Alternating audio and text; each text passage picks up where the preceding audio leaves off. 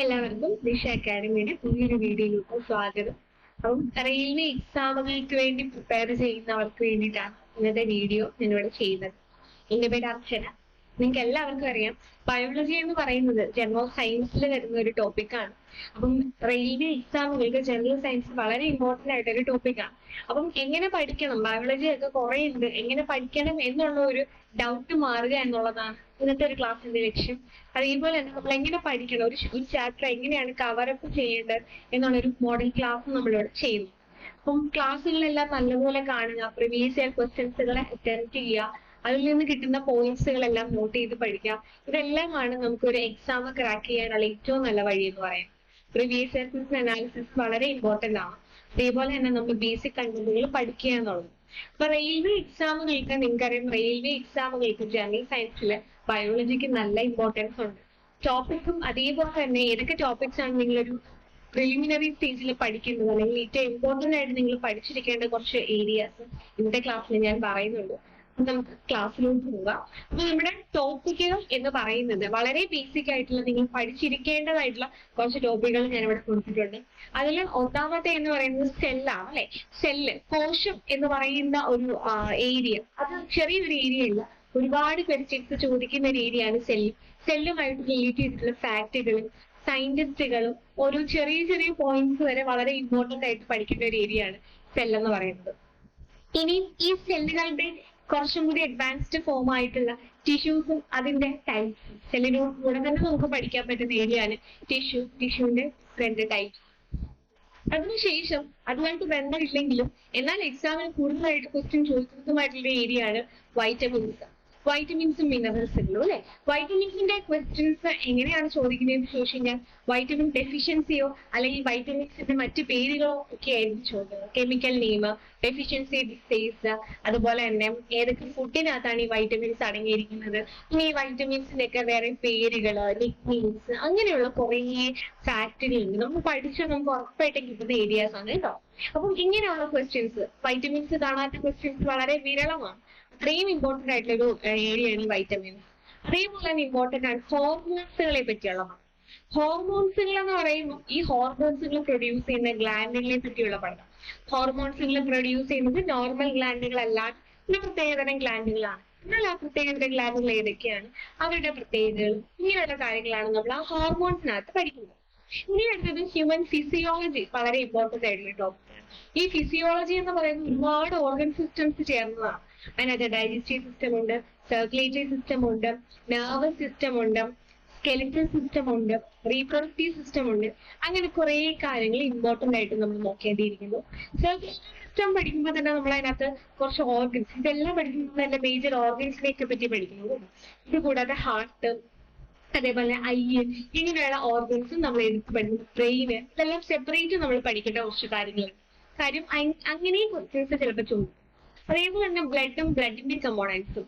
നമ്മൾ സർക്കുലേറ്ററി ബ്ലഡിനെ പറ്റി കുറച്ച് പറയുന്നെങ്കിലും ബ്ലഡ് അത്യാവശ്യം ക്വസ്റ്റ്യൻസ് ചോദിക്കുന്ന മറ്റൊരു ഏരിയയിൽ വരുന്നൊരു ഇതാണ് ബ്ലഡിന്റെ കമ്പോണൻസും, അതുപോലെ ബ്ലഡിന്റെ ഡിസീസുകൾ. അത് നമ്മൾ പഠിക്കും. നമ്മള് കോഴ്സൊക്കെ പർച്ചേസ് ചെയ്തിട്ടുള്ളവർക്കാണെങ്കിൽ നമ്മൾ അതിന്റെ ടോപ്പിക്കുകളൊക്കെ അതേപോലെയാണ്, ഇതേ ഓർഡറിൽ തന്നെയാണ് ക്ലാസ് കൊടുക്കുന്നത്. ഇതിൽ ഏറ്റവും ഇമ്പോർട്ടന്റ് ആയിട്ടുള്ള കാര്യമാണ് അനിമൽ കിങ്ഡവും plant kingdom. Animal kingdom, plant kingdom, അതേപോലെ തന്നെ ക്ലാസിഫിക്കേഷൻ ഓഫ് ഓർഗാനിസം. അപ്പം നിങ്ങൾക്ക് ഒരു ഓഫ്ലൈൻ ക്ലാസ് അല്ലെങ്കിൽ ഒരു ഓൺലൈൻ ക്ലാസ് എവിടെ തുടങ്ങണം എന്നുള്ളതിന്റെ ഒരു ആൻസറാണ് ദിശ അക്കാഡമി. ഓൺലൈൻ ക്ലാസ്സുകൾ ഇപ്പൊ RPF ക്ലാസ് വിളിച്ചിട്ടുണ്ട്.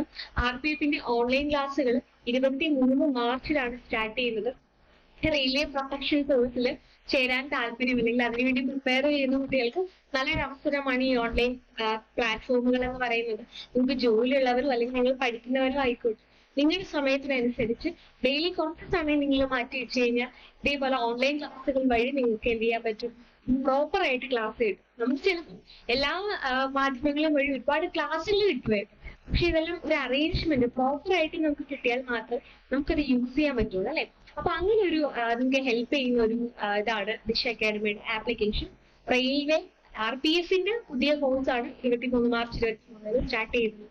ക്ലാസ്സിന്റെ പ്രത്യേകതകൾ ലൈവ് ക്ലാസ്സുകളുണ്ട്.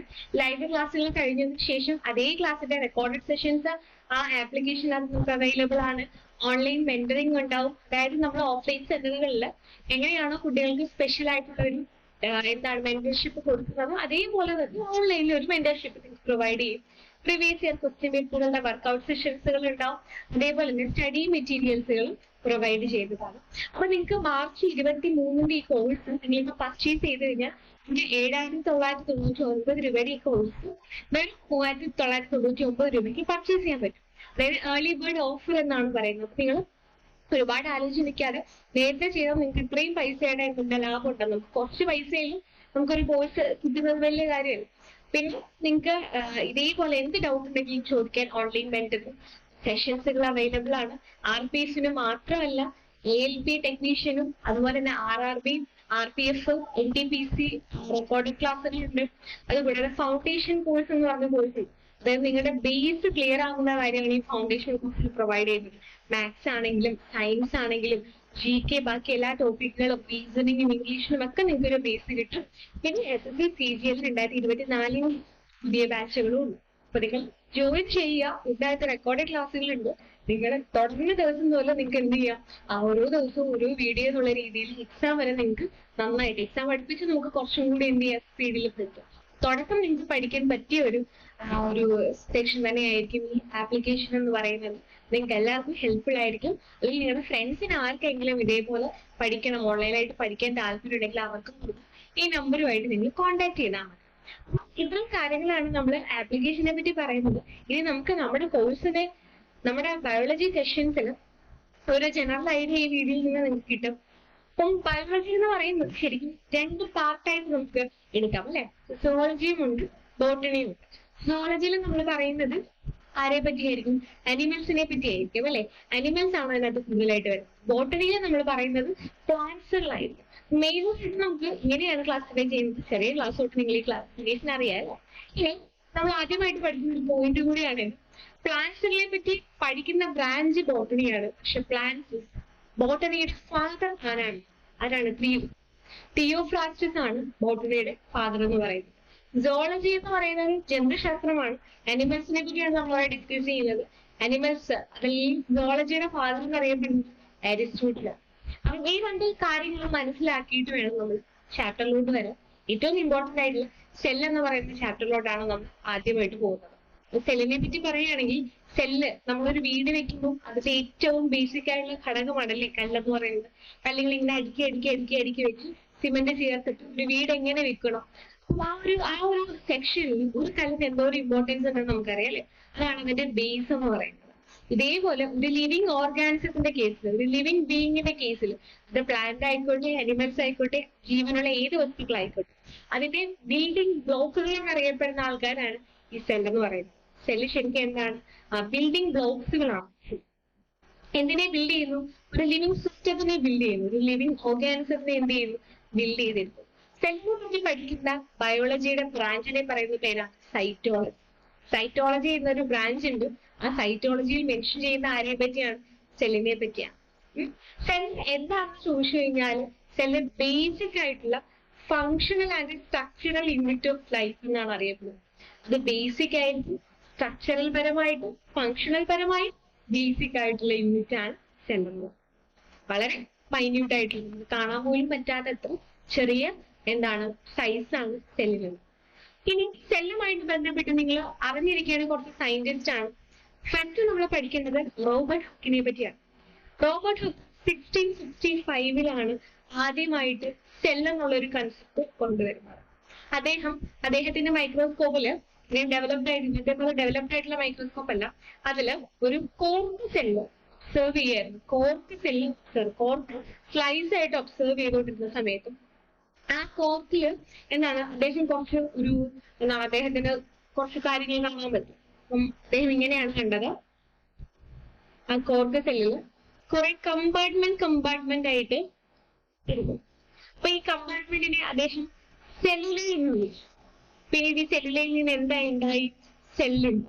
അപ്പൊ സെല്ല് കണ്ടുപിടിച്ചത് ആരാണ്? ഹു ഡിസ്കവേർഡ് സെൽ എന്ന് ചോദിച്ചു കഴിഞ്ഞാൽ അതിന്റെ ആൻസർ റോബർട്ട് ഹുക്ക്. ഏതാണ് വർഷം? 1668. അദ്ദേഹം കൺസിഡർ ചെയ്ത് സെൽ ഏതാണെന്ന് ചോദിച്ചു കഴിഞ്ഞാൽ കോർക്ക് സെൽ. വളരെ ഇമ്പോർട്ടന്റ് ആണ്. വളരെ അധികം ക്വസ്റ്റ്യൻസ് ചോദിച്ചിട്ടുണ്ട്. ഏത് സെല്ലാണ്, ആരാണ് കണ്ടുപിടിച്ചത്, ഏത് വർഷമാണ് കണ്ടുപിടിച്ചത്. അപ്പം ആദ്യമായിട്ട് റോബർട്ട് ഹുക്ക് കണ്ടുപിടിച്ചത് എന്താണെന്ന് ചോദിച്ചു കഴിഞ്ഞാൽ സെല്ലാണ്. 1665 അദ്ദേഹം ഇത് രണ്ടാമത് കണ്ടുപിടിക്കുന്നത് ഫസ്റ്റ് ബാക്ടീരിയൽ സെല്ല് കണ്ടുപിടിച്ച ആളാണ്. ആദ്യത്തെ ബാക്ടീരിയൽ സെല്ല് കണ്ടുപിടിച്ച ആളാണ് ആന്റൺ വാൻ ലീവൻഹുക്ക്. ആന്റൺ വാൻ ലീവൻഹുക്ക് ആണ് ഫസ്റ്റ് ബാക്ടീരിയൽ സെല്ല് കണ്ടുപിടിച്ചത്. ലീവൻഹുക്ക് ആണ് ബാക്ടീരിയൽ സെല്ല്, ലീവിംഗ് സെല്ല് കണ്ടുപിടിച്ചത്. ലീവൻഹുക്ക് ആണ് ലീവിംഗ് സെല്ല് കണ്ടുപിടിച്ചത്. ഇനി ഹീൽഡർ ഷ്വാൻ. ഹീൽഡർ എന്ന് പറയുന്നത് ആക്ച്വലി ഇദ്ദേഹം എന്താണ്, ഒരു ബൊട്ടാനിസ്റ്റ് ആയിരുന്നു. ഷ്വാൻ എന്നുള്ളൊരു സുവോളജിസ്റ്റ് ആണ്. അപ്പൊ ഇവർ രണ്ടുപേരും സെല്ലിനെ പറ്റി പഠിച്ച രണ്ട് വ്യക്തികളാണ്. അങ്ങനെ ഇവർ രണ്ടുപേരും ചേർന്ന്, അതായത് ഹീൽഡറും ഷ്വാനും ചേർന്ന് 1838-39 കാലഘട്ടത്തിൽ 38 എന്ന് പറയുന്ന ഒരു ടൈം, ആ ഒരു ഇയറിൽ ഒരു തിയറി പ്രപ്പോസ് ചെയ്തു. ഇവർ രണ്ടുപേരും കൂടെ ചേർന്നുകൊണ്ട് ആ തിയറിയാണ്, ആ തിയറിയുടെ പേരാണ് സെൽ തിയറി. വളരെ ഇമ്പോർട്ടന്റ് ആയിട്ടുള്ള ഒരു തിയറിയാണ് കേട്ടോ. ഈ സെൽ തിയറിയിൽ പറയുന്ന കാര്യം എന്ന് പറയുന്നത് എല്ലാ സെൽസും അല്ലെങ്കിൽ എല്ലാ ലിവിങ് ഓർഗാനിസവും നിർമ്മിച്ചിരിക്കുന്ന ഏറ്റവും ബേസിക് ആയിട്ടുള്ള ഘടകം എന്ന് പറയുന്നത് സെല്ലാണ്. സെല്ല് കൊണ്ടാണ് എല്ലാ ലിവിങ് ഓർഗാനിസവും നിർമ്മിച്ചിരിക്കുന്നത്. ഇത് പറയുന്ന തിയറി ഏതാണ്? Cell theory. ആദ്യമായിട്ട് ഒരു പോപ്പുലർ ആയിട്ടുള്ള ഒരു തിയറിയാണ്, സെല്ലിനെ ബേസ് ചെയ്തിട്ട് വളരെ പോപ്പുലർ ആയിട്ടുള്ള ഒരു തിയറിയാണ് സെൽ തിയറി. സെൽ തിയറി ആരാണ് കണ്ടുപിടിച്ചതെന്നുള്ള ക്വസ്റ്റ്യൻ വളരെ ഇമ്പോർട്ടന്റ് ആണ്. Schleiden and Schwann. Full names നോക്കി വയ്ക്കുക, മാറ്റിയസ് ഷ്ലീഡൻ ആൻഡ് തിയഡോർ ഷ്വാൻ. ഇനി അപ്പൊ അതിന്റെ സ്റ്റേറ്റ്മെന്റ് പഠിക്കുന്നതിനോടൊപ്പം തന്നെ നിങ്ങൾ ഒരു കാര്യം കൊണ്ട് പഠിക്കുക. റുഡോൾഫ് വിർച്ച് എന്ന് പറയുന്ന മറ്റൊരു സയന്റിസ്റ്റ് ആണ് കുറച്ചും കൂടി അഡ്വാൻസ് ആയിട്ട് സെൽ തിയറിനെ ഒന്ന് മോഡിഫൈ ചെയ്തത്. അതായത് എല്ലാ ഓർഗാനിസം, അത് ലിവിങ് ഓർഗാനിസത്തിന്റെ ഏറ്റവും ബേസിക് ആയിട്ടുള്ള ബ്ലോക്കുകൾ മാത്രമല്ല ഈ സെൽ, അതേപോലെ തന്നെ വളരെ ഇമ്പോർട്ടന്റ് ആയിട്ടൊരു ഭാഗം കൂടിയാണ്. അതേപോലെ തന്നെ ഈ സെല്ലുകൾ എങ്ങനെയാണ് ഫോം ചെയ്യുന്നതെന്ന് ചോദിച്ചു കഴിഞ്ഞാൽ പഴയ സെൽസിൽ നിന്നാണ് പുതിയ സെൽസുകൾ ഉണ്ടായി വരുന്നതെന്നാണ് റുഡോൾഫ് വിർച്ച് പറഞ്ഞത്. അപ്പം സെൽ തിയറിനെ മോഡിഫൈ ചെയ്തിട്ടുള്ള ഒരു സയന്റിസ്റ്റ് ആണ് റുഡോൾഫ് വിർച്ച്. സയന്റിസ്റ്റിന്റെ പേരെന്താണ്? റുഡോൾഫ് വിർച്ച്. റുഡോൾഫ് വിർച്ച് എന്താ പറഞ്ഞതെന്ന് ചോദിച്ചു കഴിഞ്ഞാൽ റുഡോൾഫ് വിർച്ച് ഇത്രേ പറഞ്ഞിട്ടുള്ളൂ: new cells are rising from the pre existing cells. പഴയ സെൽസിൽ നിന്നാണ് പുതിയ സെൽസുകൾ ഉണ്ടാകുന്നതെന്നാണ് ആര് പറയുന്നത്? റുഡോൾഫ് വിർച്ച്. സെൽ തിയറി ആരാണ് പ്രപ്പോസ് ചെയ്തതെന്ന് ചോദിച്ചു കഴിഞ്ഞാൽ ഒന്നും ആലോചിക്കണ്ട, ഷ്ലീഡൻ ആൻഡ് ഷ്വാൻ. സെൽ തിയറിയിൽ പറയുന്ന കാര്യങ്ങളെല്ലാം സെല്ലിനെ ബേസ് ചെയ്തിട്ടുള്ള കാര്യമാണ്. സെല്ലാണ് ഏറ്റവും ബേസിക് ആയിട്ടുള്ള സ്ട്രക്ചറൽ ആൻഡ് ഫങ്ഷണൽ യൂണിറ്റ്. പഴയ സെൽസിൽ നിന്നാണ് പുതിയ സെൽസുകൾ ഫോം ചെയ്ത് വരുന്നത്. നമുക്ക് സെല്ലിനെ പ്രൈമറിലി രണ്ടായിട്ട് ക്ലാസിഫൈ ചെയ്യാം അല്ലെ? എങ്ങനെയാണ് ക്ലാസിഫൈ ചെയ്യാൻ പറ്റുന്നത്? രണ്ടായിട്ടല്ല, ആക്ച്വലി നമുക്ക് യൂണിസെല്ലാറും മൾട്ടി സെല്ലാറും അതേപോലെ സെല്ലുലാറും സെല്ലില്ലാത്ത ഓർഗാനിസവും. യൂണിസെല്ലുലാർ ഓർഗാനിസം എന്ന് പറയുമ്പോൾ നമ്മൾ ആ പേര് പറയുന്നത് പോലെ യൂണിയാണ് അല്ലെ? അതായത് ഒറ്റ സെല്ലിന്റെ ഓർഗാനിസംസ് ആയിരിക്കും. ഒറ്റ സെല്ലുകൾ കൊണ്ടാണ് അവർ ജീവിക്കുന്നത്. സിംഗിൾ ആയിട്ടുള്ള ഒരു സെല്ലിന്റെ എക്സിസ്റ്റൻസ് മാത്രമേ ഉള്ളൂ. മൾട്ടി സെല്ലുലാർ എന്ന് പറഞ്ഞാൽ പേര് പറയുന്നത് പോലെ തന്നെ ഒന്നിൽ കൂടുതൽ സെല്ലുകൾ ഉള്ള ഓർഗാനിസംസ് ആണ് ഈ മൾട്ടി സെല്ലുലാർ എന്ന് പറയുന്നത്. യൂണിസെല്ലുലാറിന്റെ നിങ്ങൾക്ക് അറിയാവുന്ന എക്സാമ്പിൾസ് പറയുകയാണെങ്കിൽ അമീബ ഇല്ലേ? അമീബ പ്രത്യേകിച്ച് ഷേപ്പ് ഒന്നും ഇല്ലാത്ത അമീബ ഉണ്ട്. അതേപോലെ തന്നെ ക്ലാമിഡോമോണസ് എന്ന് പറയുന്ന ഒരു ജീവി ഉണ്ട്. പാരമീസിയം ഉണ്ട്. ബാക്ടീരിയസ് ഒക്കെ എന്താണ്? യൂണിസെല്ലുലാർ അല്ലെങ്കിൽ സിംഗിൾ സെൽഡ് ആയിട്ടുള്ള ഓർഗാനിസംസ്. എന്നാൽ പ്ലാന്റ്സും ആനിമൽസും ഫംഗസും ഒക്കെ എടുത്തു കഴിഞ്ഞാൽ ഇവരുടെ സെല്ലുകൾ മൾട്ടി സെല്ലുലാർ ആണ്. ഒന്നിലധികം സെല്ലുകൾ ചേർന്നിട്ടാണ് ഇവർ ഫോം ചെയ്യുന്നത്. അപ്പോൾ സെല്ലുകൾ ആണ് ഏറ്റവും ബേസിക് സ്ട്രക്ചർ എന്ന് നമുക്ക് പറയാം. അപ്പൊ ഈ സെല്ലുകൾ കമ്പൈൻ ചെയ്ത് കഴിഞ്ഞാൽ എന്താവും? സെല്ലുകൾ കമ്പൈൻ ചെയ്ത് കഴിഞ്ഞാൽ ടിഷ്യൂ ആകും. സെല്ലുകൾ കമ്പൈൻ ചെയ്തിട്ട് ആര് ഫോം ചെയ്യും? ടിഷ്യൂസ് ഫോം ചെയ്യും. ടിഷ്യൂസ് കമ്പൈൻ ചെയ്തിട്ട് ഓർഗൻസ് ഫോം ചെയ്യും. ഓർഗൻസ് കമ്പൈൻ ചെയ്തിട്ട് ഓർഗൻ സിസ്റ്റം ഫോം ചെയ്യും. ഓർഗൻസ് സിസ്റ്റം ഫോം ചെയ്തിട്ട് അതെന്തായിട്ട് മാറും? ഒരു അഡ്വാൻസ്ഡ് ഓർഗാനിസം ആയിട്ട് മാറും. ഇതാണ് അതിന്റെ ഫ്ലോ ചാർട്ട് എന്ന് പറയുന്നത്. സെല്ല് ടിഷ്യൂ ആകുന്നു, ടിഷ്യൂ ഓർഗൻ ആകുന്നു, ഓർഗൻ സിസ്റ്റംസ് ഉണ്ടാക്കുന്നു, പിന്നീട് അത് ഓർഗാനിസവുമായിട്ട് മാറും. അല്ലേ? അപ്പൊ നോക്കിക്കേ, യൂണി എന്ന് പറഞ്ഞാൽ സിംഗിൾ സെൽഡ് ആണ്. എക്സാമ്പിളുകൾ ഇമ്പോർട്ടന്റ് ആണ്. ഈ എക്സാമ്പിൾ ചോദിക്കും താഴെ തന്നിരിക്കുന്നവയിൽ യൂണിസെല്ലുലാർ ആയിട്ടുള്ളതോ അല്ലെങ്കിൽ മൾട്ടി സെല്ലുലാർ ആയിട്ടുള്ളതോ അല്ലെങ്കിൽ ഇതിനകത്ത് ഓട് വണ്ണ ആരാണോ എന്നൊക്കെ ആയിരിക്കും ചിലപ്പോൾ നിങ്ങളുടെ എക്സാം ചോദിക്കാൻ സാധ്യതയുണ്ട്. അപ്പൊ അങ്ങനെയുള്ള ക്വസ്റ്റ്യൻസ് ആൻസർ ചെയ്യണമെങ്കിൽ ആരൊക്കെയാണ് യൂണിസെല്ലുലാർ എന്ന് ആരൊക്കെയാണ് മൾട്ടി സെല്ലുലാർ എന്ന് അറിഞ്ഞിരിക്കേണ്ടത് ഇമ്പോർട്ടന്റ്. ഓക്കെ അല്ലേ? ഈ ടൈപ്പ് ഓഫ് സെല്ല്, സെല്ലിന്റെ ഡിഫറെന്റ് ടൈപ്സുകൾ നോക്കിക്കഴിഞ്ഞാൽ ഇനി ഞാനൊരു ക്വസ്റ്റ്യൻ നിങ്ങളോട് ചോദിക്കാം. എക്സ്ട്രാ ആയിട്ടുള്ള, അതായത് സെല്ലില്ലാത്ത ഏതെങ്കിലും ജീവികളെ നിങ്ങൾക്ക് അറിയാമോ? സെല്ലുലാർ ആയിട്ടുള്ള ഓർഗാനിസിനെ നിങ്ങൾക്ക് അറിയാമോ? ഇത് നിങ്ങളോടുള്ള ക്വസ്റ്റ്യൻ ആണ്. നിങ്ങൾ എവിടെയെങ്കിലും സെല്ലുലാർ ആയിട്ടുള്ള ഓർഗാനിസിനെ കണ്ടിട്ടുണ്ടോ? കണ്ടിട്ടുണ്ടെങ്കിൽ നിങ്ങൾ കമന്റ് ചെയ്യുക. സെല്ലുലാർ ഓർഗാനിസം ഏതാണെന്ന് കമന്റ് ചെയ്യാം. അവിടെ നിങ്ങൾക്ക് എത്ര പേർക്ക് ആൻസർ അറിയാം? ഓക്കെ, നെക്സ്റ്റ് നമ്മൾ സെല്ലിന്റെ ടൈപ്സ് ആണ് നോക്കുന്നത്. സെൽസ് രണ്ട് ടൈപ്പ് ഉണ്ട്, prokaryotic cells, eukaryotic cell. Prokaryotic primitive ആയിട്ടുള്ള സെല്ലാണ്. മൊത്തമായിട്ടൊരു ന്യൂക്ലിയസും ന്യൂക്ലിയർ മെമ്പറൈനോ അതേപോലെ സെൽ ഓർഗനൽസോ ഒന്നും കാണാൻ പറ്റാത്ത ആൾക്കാരാണ് പ്രോകാരിയോട്ടിക് സെൽ എന്ന് പറയുന്നത്. ഇവരുടെ ജനറ്റിക് മെറ്റീരിയലിന്റെ പ്രത്യേകത, ഈ ജനറ്റിക് മെറ്റീരിയലിന് കവറിംഗ് ഇല്ല. സാധാരണ ന്യൂക്ലിയസിനുള്ളിലാണ് ഈ ജനറ്റിക് മെറ്റീരിയലെ കാണുന്നത്. ഈ ജനറ്റിക് മെറ്റീരിയലിൽ ഇരിക്കുന്ന ന്യൂക്ലിയസ് എപ്പോഴും കവേർഡ് ആണ്, അഡ്വാൻസ്ഡ് ആയിട്ട്. നമ്മളെ പോലുള്ളവർക്കല്ല, ന്യൂക്ലിയസ് ഉണ്ടെങ്കിൽ ആ ന്യൂക്ലിയസിനെ കവർ ചെയ്തിട്ട് എന്തുണ്ടാവും? ന്യൂക്ലിയർ മെംബ്രെയിൻ ഉണ്ടായിരിക്കും. പക്ഷേ പ്രോകാരിയോട്ടിക്കിന് അങ്ങനെ ന്യൂക്ലിയർ മെംബ്രെയിൻ ഇല്ല. അതുകൊണ്ട് തന്നെ അതിനുള്ളിലിരിക്കുന്ന ജനറ്റിക് മെറ്റീരിയൽസ് എന്താണ്? എക്സ്പോസ്ഡ് ആണെന്ന് നമുക്ക് പറയാം, അല്ലെങ്കിൽ അവരെ നേക്കഡ് ആണെന്ന് നമുക്ക് പറയാം. അല്ലെ, നേക്കഡ് ആണെന്ന് പറയാൻ എക്സ്പോസ്ഡ് ആണെന്ന് പറയാൻ പറ്റും. ഇനി ഇവർക്ക് സെൽ കവറിംഗ് ഇല്ല. സെൽ കവറിംഗിന് പകരം മീസോസോം എന്ന് പറയുന്ന ഒരു മെമ്പറിൻ ആണ്. മീസോസോം എന്ന് പറയുന്നത് സെൽ കവറിംഗ് ആണിത്. പ്രോകാരിയോട്ടിക്സ് സെൽ കവറിങ്ങിനെ പറയുന്ന പേരെന്താണെന്ന് ചോദിച്ചത് മീസോസോം എന്നറിയാം. അപ്പൊ പ്രോകാരിയോട്ടിക് സെല്ല് നോക്കുകയാണെങ്കിൽ നമ്മൾ നേരത്തെ പറഞ്ഞ ബാക്ടീരിയ, അതേപോലെ തന്നെ blue green algae. Blue green algae actually cyanobacteria, അതൊരു ബാക്ടീരിയ ഇനത്തിൽപ്പെട്ട സാധനമാണ് കേട്ടോ. അതുപോലെ തന്നെ മൈക്കോപ്ലാസ്മ, പിന്നെ PCL എന്ന് പറയുന്ന ഒരു ഓർഗാനിസം ഉണ്ട്, പ്ലൂറോ ന്യൂമോണിയ ലൈക്ക് ഓർഗാനിസം എന്നാണ് ഇതിനെ പറയുന്നത്. വളരെ ചെറിയ സൂക്ഷ്മാണുക്കളാണ്. ഇവരെല്ലാം എന്തൊരു എക്സാമ്പിൾ ആണ്? പ്രോകാരിയോട്ടിക് സെല്ലിന് എക്സാമ്പിൾ ആണ്. ഈ യൂകാരിയോട്ടിക് സെല്ല് എന്താണെന്ന് ചോദിച്ചു കഴിഞ്ഞാൽ വളരെ അഡ്വാൻസ്ഡ് ആയിട്ട് നമ്മുടെ സെല്ലുകൾ, പ്ലാന്റ്സിന്റെ സെല്ലുകൾക്കെല്ലാം കൃത്യമായിട്ട് വെൽ ഡിഫൈൻഡ് ന്യൂക്ലിയസ് ഉണ്ട്, ന്യൂക്ലിയസിന് കവറിംഗ് ഉണ്ട്. അതേപോലെ തന്നെ എന്തുണ്ട്? സെൽ ഓർഗനൽസ്, സെൽ മെമ്പേഴ്സ് എല്ലാവരും ഉണ്ടായി. അതേപോലെ എന്താണ്? ജനറ്റിക് മെറ്റീരിയൽസ് കവർ ചെയ്തിരിക്കണം, പ്രൊട്ടക്റ്റഡ് ആയിട്ട് ഇരിക്കണം. അപ്പൊ നോക്കിക്കേ, ഇതിനകത്ത് രണ്ട് നമുക്ക് കോമൺ ആയിട്ട് കാണാൻ പറ്റുന്ന ഒരു സെൽ ഓർഗനൽ ഏതാണെന്ന് ചോദിച്ചത് റൈബോസോം ആണ്. പ്രോകാരിയോട്ടിക് സെല്ലിലാണെങ്കിലും യൂകാരിയോട്ടിക് സെല്ലിലാണെങ്കിലും റൈബോസോം എന്ന് പറയുന്ന ഒരു സ്ട്രക്ചർ കോമൺ ആയിട്ടുണ്ട്. റൈബോസോമിന്റെ ഫംഗ്ഷൻ എന്തൊക്കെയാണെന്ന് നമ്മളിനി വരുന്ന സെഷൻസിലാണ് നോക്കാം. ടൈപ്പ് ഓഫ് സെൽ ഏതാന്ന് ചോദിച്ചു കഴിഞ്ഞാൽ നിങ്ങൾ പ്രോകാരിയോട്ട്, യൂകാരിയോട്ട് ഏതാണ് എക്സാം ചോദിക്കാൻ സാധിക്കും. സെല്ലുമായിട്ട് റിലേറ്റ് ചെയ്തിട്ടുള്ള കുറച്ച് ക്വസ്റ്റ്യൻസ് നോക്കുകയാണെങ്കിൽ ഏറ്റവും ചെറിയ സെല്ല് ഏതാണ്, ഏറ്റവും വലിയ സെല്ല് ഏതാണ്, ലോങ്സ്റ്റ് സെല്ല് ഏതാണ്, അതുപോലെ തന്നെ ഹ്യൂമൻ ബോഡി എടുത്തു കഴിഞ്ഞാൽ സ്മോളസ്റ്റും ലാർജസ്റ്റും ഏതൊക്കെയാണ്, ഇങ്ങനെയുള്ള കുറച്ച് വളരെ ബേസിക് ആയിട്ടുള്ള ക്വസ്റ്റ്യൻസ്. ഇതിന്റെ ഏറ്റവും കൂടുതൽ ഡൗട്ട് വരുന്നതാണ് ഏറ്റവും സ്മോളസ്റ്റ് ആയിട്ടുള്ള സെല്ല് ഏതാണ്. സ്മോളസ്റ്റ് സെൽ ആക്ച്വലി മൈക്രോപ്ലാസ്മ എന്ന് പറയുന്ന ഒരു പ്രോകാരിയോട്ടിക് സെല്ലാണ് സ്മോളസ്റ്റ് ലിവിംഗ് സെൽ എന്ന് പറയുന്നത്. ഈ മൈക്രോപ്ലാസ്മയുടെ സൈസ് 0.3 മൈക്രോമീറ്റർ മാത്രമാണ്. അതുപോലെ അടുത്തത് ലാർജസ്റ്റ് സിംഗിൾ സെൽ എന്ന് പറയുന്നതും നമ്മുടെ ഒട്ടകപക്ഷി ഇല്ലേ, ഓസ്ട്രിച്ച്, ആ ഓസ്ട്രിച്ചിന്റെ എഗ്ഗാണ് ലാർജസ്റ്റ് സിംഗിൾ സെല്ല് എന്ന് പറയുന്നത്. ഈ ലോങ്സ്റ്റ് സെൽ, നീളം കൂടിയ സെല്ലുകൾ എടുക്കുകയാണെങ്കിൽ ന്യൂറോൺസ് ആണ് ഏറ്റവും നീളം കൂടിയ സെൽ എന്ന് പറയുന്നത്. ന്യൂറോൺസുകൾ അല്ലെങ്കിൽ നെർവ് സെൽ എന്നൊക്കെ പറയുന്നതാണ് ഏറ്റവും കൂടുതലായിട്ട് നമുക്ക് കാണാൻ. ഇനി ലാർജസ്റ്റ് സെൽ ഏതാണെന്നുണ്ടെങ്കിൽ സ്മോളസ്റ്റ് സെല്ലിന്റെ ഹ്യൂമൻ ബോഡി ആണെന്നുണ്ടെങ്കിൽ അത് ലാർജസ്റ്റ് സെല്ലാവുമ്പോൾ അത് എഗ് ആണ്, അല്ലെങ്കിൽ ഓവം എന്ന് പറയും. സ്മോളസ്റ്റ് സെൽ എന്ന് പറയുന്നത് സ്പേം സെൽസ് ആവും. അപ്പം ഇത് വളരെ ബേസിക് ആയിട്ടുള്ള ക്വസ്റ്റ്യൻ ആണ് related to size of the cell. സെല്ലിന്റെ സൈസുമായിട്ട് ബന്ധപ്പെട്ട് വളരെ ബേസിക് ആയിട്ടുള്ള ക്വസ്റ്റ്യൻസ് ആണ്. ഇങ്ങനെയുള്ള ക്വസ്റ്റ്യൻസുകളെല്ലാം നിങ്ങൾ പഠിച്ചു ശേഖരം. ഇങ്ങനെയുള്ള ചെറിയ ചെറിയ ക്വസ്റ്റ്യൻസുകൾ നമുക്ക് എക്സാമിന് ചോദിക്കുന്ന ക്വസ്റ്റ്യൻസ് വളരെ സിമ്പിൾ ആയിട്ടുള്ള ക്വസ്റ്റ്യൻസ് ആയിരിക്കും. പക്ഷെ നിങ്ങൾ നല്ല ഡീപ്പായിട്ട് നിങ്ങൾ വായിച്ചിട്ടുണ്ടോ എന്നുള്ള രീതിയിലുള്ള ക്വസ്റ്റ്യൻസ് ചോദിക്കും. ഇങ്ങനെയുള്ള ക്വസ്റ്റ്യൻ നിങ്ങൾക്ക് ഹെൽപ്ഫുൾ ആയിട്ട്. സോ ഇങ്ങനെ നിങ്ങൾ പഠിക്കുമ്പോൾ അതുകൂടി ശ്രദ്ധിക്കുക. പിന്നെ നമുക്ക് ഏറ്റവും ഇമ്പോർട്ടന്റ് ആയിട്ട് യൂകാരിയോട്ടിക് സെല്ലും അതിന്റെ സ്ട്രക്ചറും പഠിക്കണം. അപ്പൊ യൂകാരിയോട്ടിക് സെല്ലിന്റെ സ്ട്രക്ചറിനെ പറ്റി പറയുകയാണെന്നുണ്ടെങ്കിൽ അവർക്ക് മെയിൻ ആയിട്ട് 3 കാര്യങ്ങളാണുള്ളത്.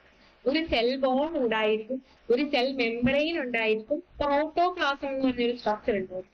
സെൽ ബോൾ എന്ന് പറയുന്നത് എല്ലാ യൂകാരിയോട്ടിക് സ്ട്രക്ചറിനും ഉണ്ടായിരിക്കേണ്ട ഒരു കാര്യമാണ് അല്ല. സെൽ ബോൾ എല്ലാവർക്കും ഇല്ല. ആർക്കൊക്കെ ഉണ്ടെന്ന് ചോദിച്ചു കഴിഞ്ഞാൽ പ്ലാന്റ്സിന്റെ കേസിൽ പ്ലാന്റ്സിന് സെൽ ബോൾ ഉണ്ട്, ഫംഗസിനും ഉണ്ട്. അപ്പൊ അത് രണ്ടും മാത്രം നമ്മൾ നോക്കിയാൽ.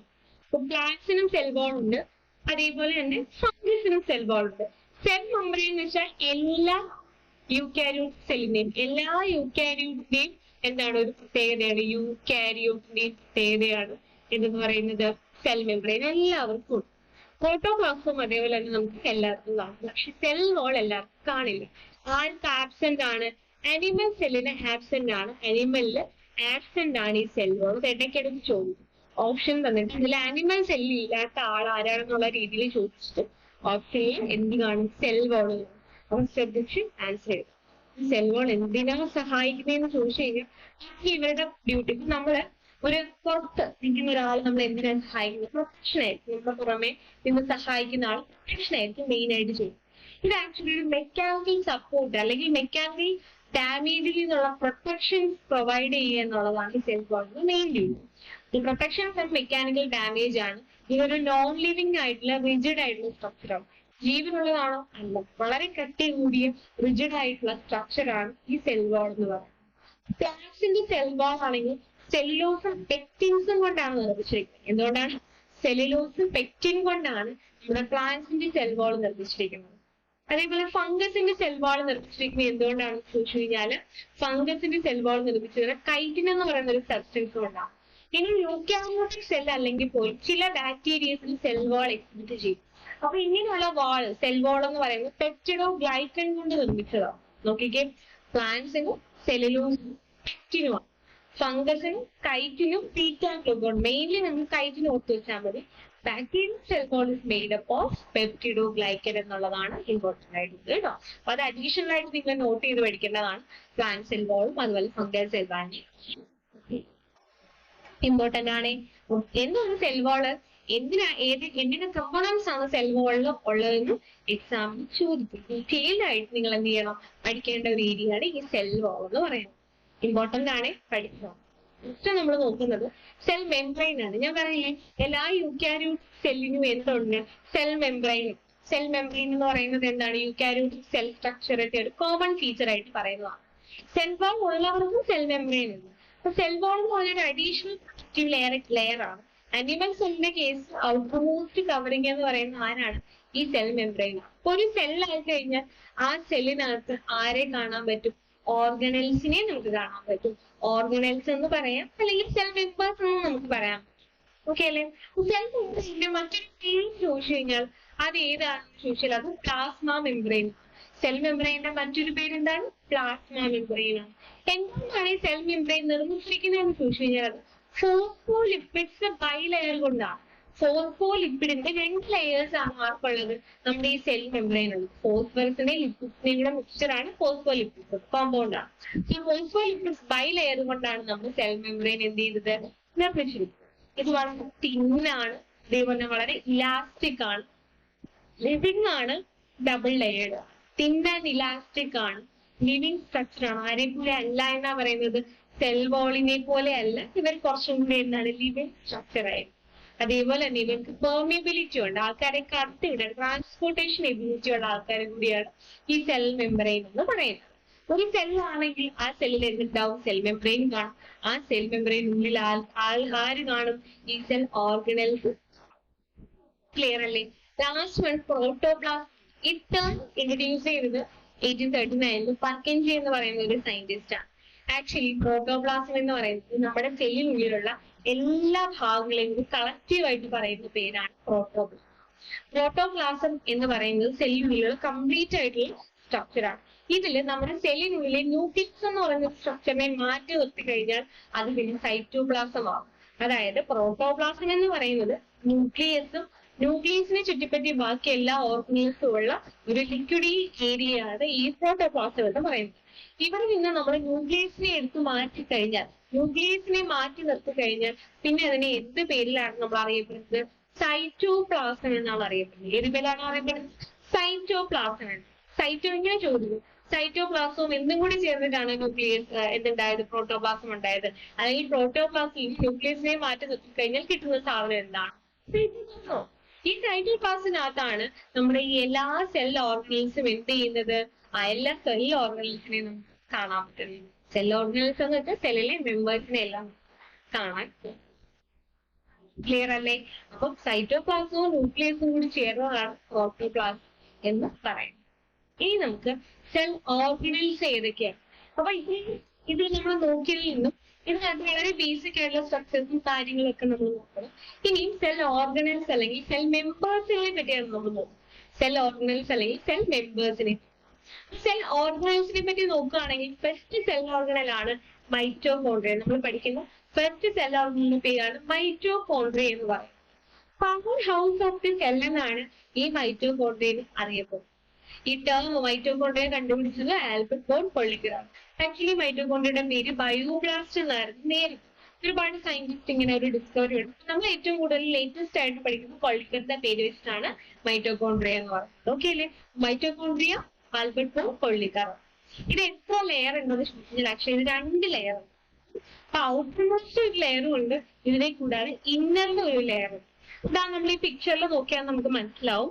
നമ്മുടെ ഈ പിക്ചറിനകത്ത് നോക്കുമ്പോൾ നമുക്ക് ഔട്ടറിന്റെ ഒരു ലെയർ ഉണ്ട്, ഇത് കൂടാതെ ഇന്നർ ലൈൻ ആണ്.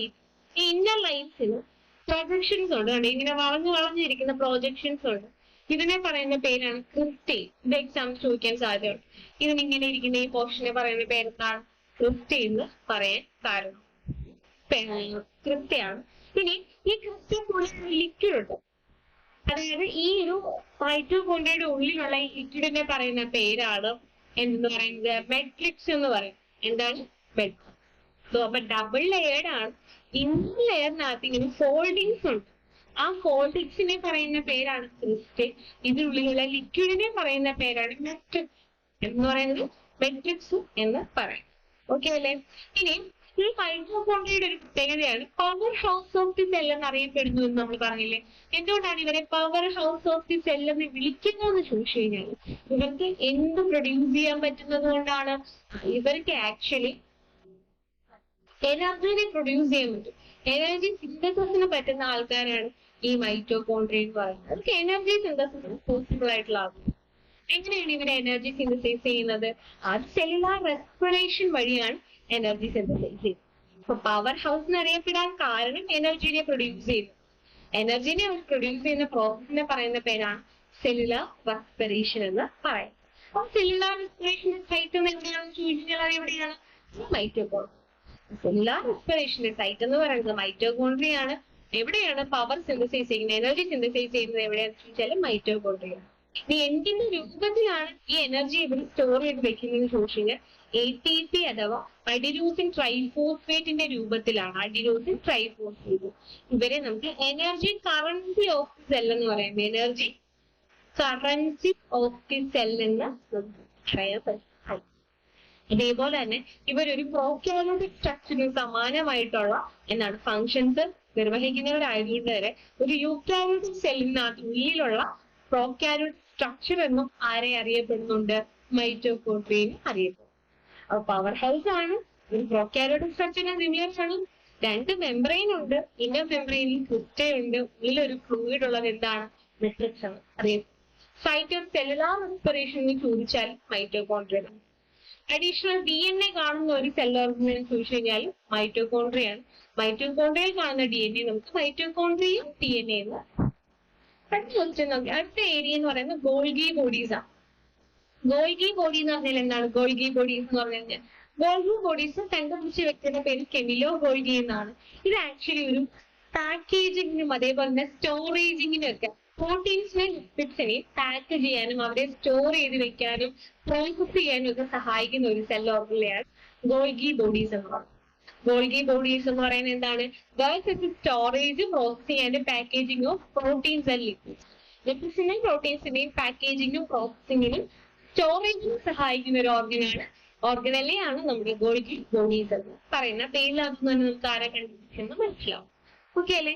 നെക്സ്റ്റ് നമ്മുടെ സെല്ലിനകത്ത് ഒരു നെറ്റ്വർക്ക് സ്ട്രക്ചർ പോലെ കാണപ്പെടും. അതായത് നമ്മുടെ സെല്ലിന് ഒരു ഫ്രെയിം വർക്ക് ആയിട്ടൊക്കെ ആക്ട് ചെയ്യുന്ന ആളാണ് എൻഡോപ്ലാസ്മിക് റെറ്റിക്കുലം. ആരാണ് കണ്ടുപിടിച്ചത്? കേറ്റ് പോർട്ടർ. ആരാണ്? കേറ്റ് പോർട്ടർ. കേറ്റ് പോർട്ടർ കണ്ടുപിടിച്ച എൻഡോപ്ലാസ്മിക് റെറ്റിക്കുലത്തിന്റെ ഫംഗ്ഷൻ നമ്മുടെ ഈ സെല്ലിന് സപ്പോർട്ട് ഫ്രെയിം വർക്ക് ആയിട്ട് ആക്ട് ചെയ്യും. സപ്പോർട്ടിങ് ഫ്രെയിം വർക്ക് ആയിട്ട് ആക്ട് ചെയ്യും. ഇത് കൂടാതെ ഈ എൻഡോപ്ലാസ്മിക് റെറ്റിക്കുലത്തിന് ആരെ നമുക്ക് കാണാൻ പറ്റും? റൈബോസോം എന്ന് പറയുന്ന മറ്റൊരു സെൽ ഓർഗനിലെ നമുക്ക് കാണാം. അപ്പൊ ഈ റൈബോസോം അറ്റാച്ച് ചെയ്തിരിക്കുന്ന എൻഡോപ്ലാസ്മിക് റെറ്റിക്കുലത്തിനെ നമുക്ക് റെഡ് എൻഡോപ്ലാസ്മിക് റെറ്റിക്കുലം എന്നാണ് പറയുന്നത്. അപ്പൊ റഫ് എൻഡോപ്ലാസ്മിക് റെറ്റിക്കുലം എന്ന് പറഞ്ഞാൽ എന്താണ് ആക്ച്വലി? റഫ് എൻഡോപ്ലാസ്മിക് റെറ്റിക്കുലം എന്ന് പറഞ്ഞു കഴിഞ്ഞാൽ എന്താണത്? റഫ് എൻഡോപ്ലാസ്മിക് റെറ്റിക്കുലം എന്ന് പറഞ്ഞു കഴിഞ്ഞാൽ അതിനകത്ത് റൈബോസോം റൈബോസോം ഇല്ലാത്ത പാർട്ടിനെ നമ്മൾ എന്താ പറയാ? സ്മൂത്ത് എൻഡോപ്ലാസ്മിക് റെറ്റിക്കുലം പറയും. അല്ലേ? ഇതൊരു മെമ്പറേനിയസ് നെറ്റ്വർക്ക് ഓഫ് ട്യൂബ്യൂൾസ് ആണെന്ന് ഓർത്ത് വെക്കണം. അത് നമ്മുടെ ജോർജ് പലേഡ് കണ്ടുപിടിച്ച സ്ട്രക്ചറാണ് റൈബോസോം എന്ന് പറയുന്നത്.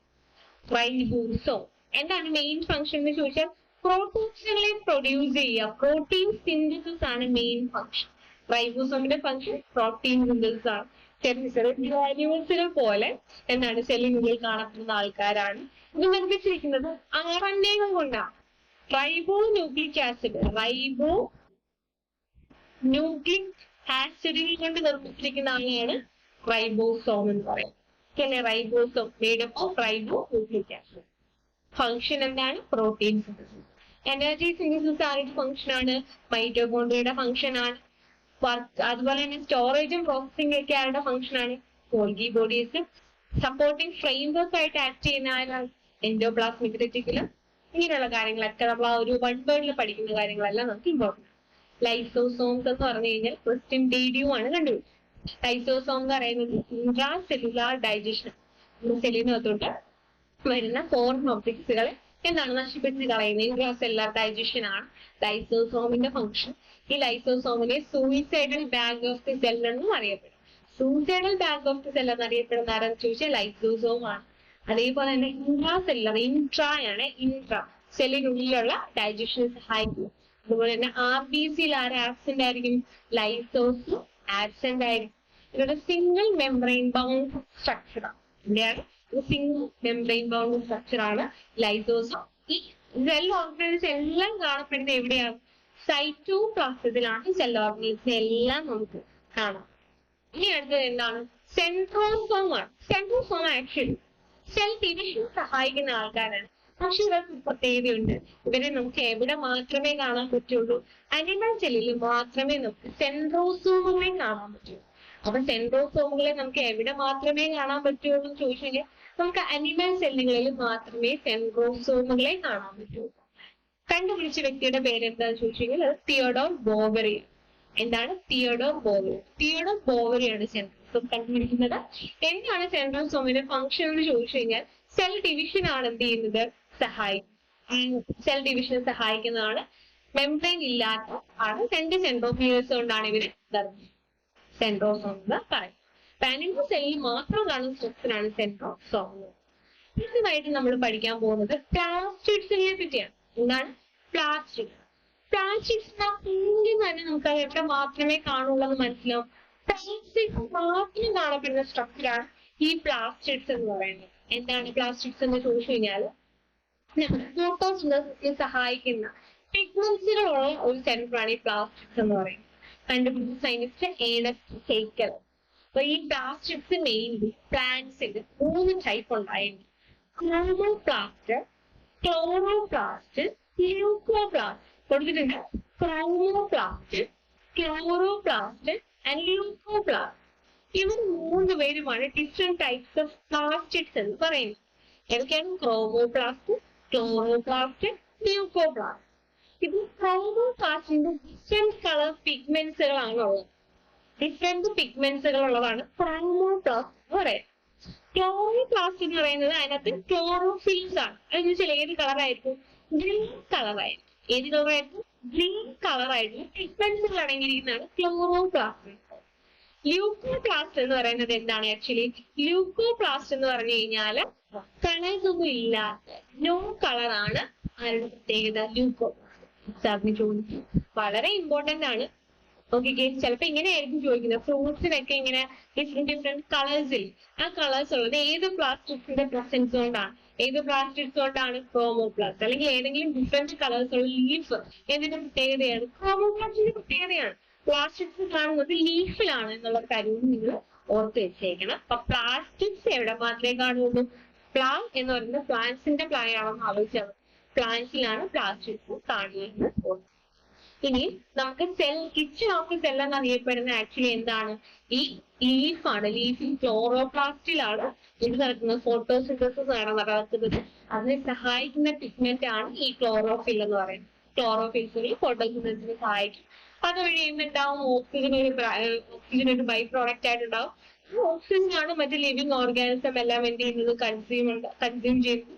അപ്പൊ ഇങ്ങനെ അത് റെസ്പയർ ചെയ്യുന്നതിന്റെ ഫലമായി കാർബൺ ഡൈ ഓക്സൈഡിനെ വെളിയിൽ കളയുന്നു. ഈ കാർബൺ ഡൈ ഓക്സൈഡിനെ ആര് സ്വീകരിക്കുന്നു? പ്ലാന്റ് സ്വീകരിക്കുന്നു. സൈക്കിൾ കംപ്ലീറ്റ് ചെയ്യും. മനസ്സിലായി? ഇതേപോലെ ഇങ്ങനെ കംപ്ലീറ്റ് ചെയ്ത് പോവാം. ഫോട്ടോസിന്തസിസിന് സഹായിക്കുന്ന പാർട്ട് ഏതാണെന്ന് ചോദിച്ചു കഴിഞ്ഞാൽ പ്ലാസ്റ്റിക്സ്. ആരാണ്? പ്ലാസ്റ്റിക്സ്.